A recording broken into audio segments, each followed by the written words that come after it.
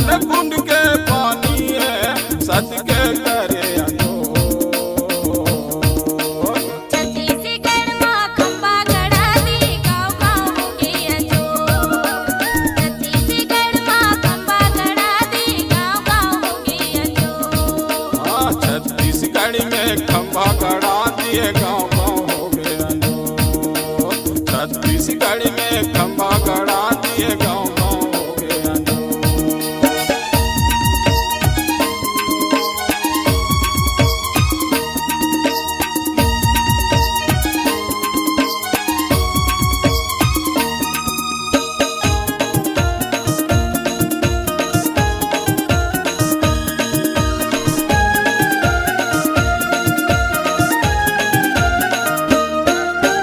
वीरपुरी में जन्म लिए गुरु मंगू के लाल कहाए सतपुरुष अवतारी बाबा अमरावती के कोरा जुड़ाए। वीरपुरी में जन्म लिए गुरु मंगू के लाल कहाए सतपुरुष अवतारी बाबा अमरावती के कोरा जुड़ाए। सत के महिमा दिखाए गुरु मर बचिया लाज लाए गुरु सत के महिमा दिखाए गुरु मर बचिया लाज लाए गुरु दुनिया में उड़ते शोर। छत्तीसगढ़ मां खंबा गड़ा दी गाँव गाँव होके अंजोर।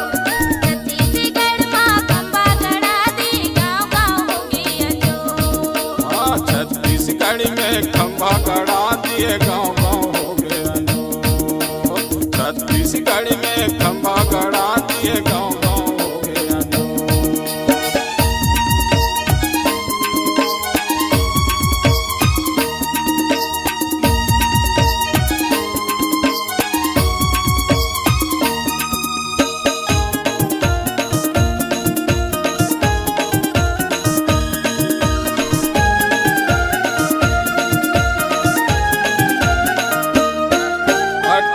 दिसंबर के जयंती मनाता श्रद्धा के फूल चढ़ाता गाँव भर मिल के बालू चढ़ाता घर घर जो जलाता।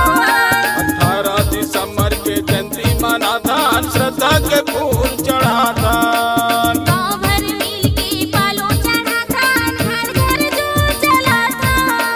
सतपुरुष अवतारी है तीनों तुलिक फुलवारी है सतपुरुष अवतारी है तीनों तुलिक फुलवारी है महकत चारों